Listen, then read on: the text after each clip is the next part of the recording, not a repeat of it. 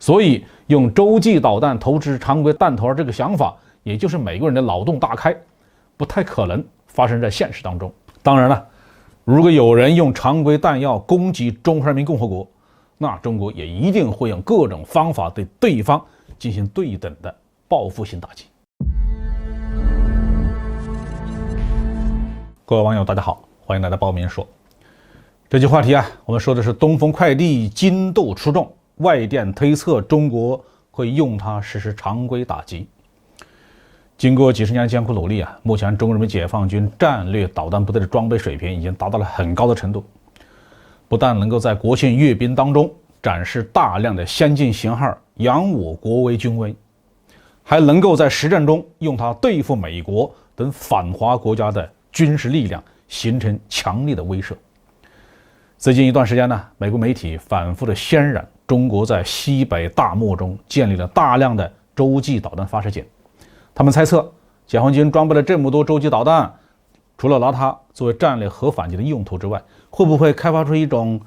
采用常规弹头的洲际导弹，对美国本土的目标进行精确打击呢？美国人会发生这样的脑洞并不是在家里拍脑袋想出来的其中可能有2个原因。第一个是中国人民解放军火箭军部队公开表示自己是一支核常兼备的打击力量，但是解放军并没有明确的限制洲际导弹只能投送核弹头中近程导弹只能投送常规弹头没有这样的限制所以有些外国人就猜测，解放军会不会用洲际导弹投射常规弹头，这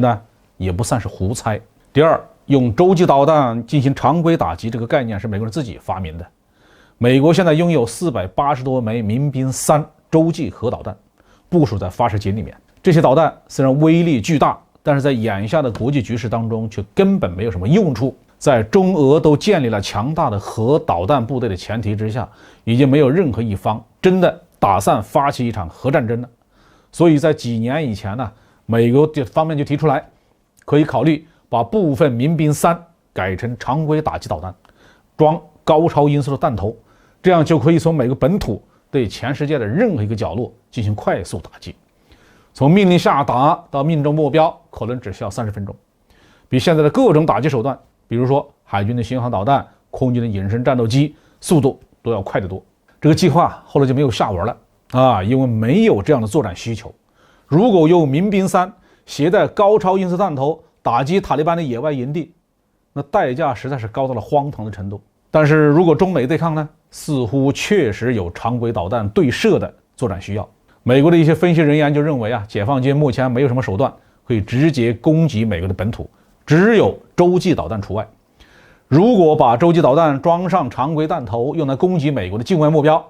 既不会引发核战争，又能对美国造成威慑，听起来这是个不错的选择。按照他们的说法，东风26型中程弹道导弹只能覆盖关岛，如果把投射工具换成东风31，就能够从中国的北方起飞，打击美国的多数重要目标。那如果换成是东风41洲际战略导弹，那么美国全境的每一个目标全都在射程之中了。过去大国之间用核武器彼此威慑，一方面是因为它们威力巨大，可以确保相互摧毁；另一方面也是因为早年的导弹精度不够。比如说从中国或者是俄罗斯境内瞄准美国国会山发射1枚导弹，传统的导弹误差可能达到500米左右，甚至于更高。在这种情况下，如果扔过去的是1枚常规弹头，那么可能附近的某建筑物被砸成了废墟，国会山却安然无恙。为了形成有效的威慑，就要投射100万吨级当量的核武器，把整个华盛顿夷为平地。如今导弹的制导导航控制技术已经发生了质的飞跃，特别是末段综合制导技术的出现，让常规的弹头能够以非常高的精度命中一个点目标，甚至可以从国会建筑那个半球形的拱顶上直接钻进去，到大堂的地面上才起爆，把整个美国国会通通送上西天。所以用洲际导弹来投射常规弹头，特别是难以拦截的高超音速弹头，在打击效果上是巨大的，在技术实现上是可行的。说了这么多，难道就可以证明中国人民解放军真的会这么干呢？当然不会。到目前为止中国的核武器使用政策仍然是不首先使用，但一旦使用，那一定是核报复，将使用最大的运载工具去投掷具有最大破坏效能的核弹头。这个时候投送常规弹头是不划算的，所以用洲际导弹投掷常规弹头这个想法，也就是美国人的脑洞大开，不太可能发生在现实当中。当然了，如果有人用常规弹药攻击中华人民共和国，那中国也一定会用各种方法对对方进行对等的报复性打击。好，这句话就说到这里。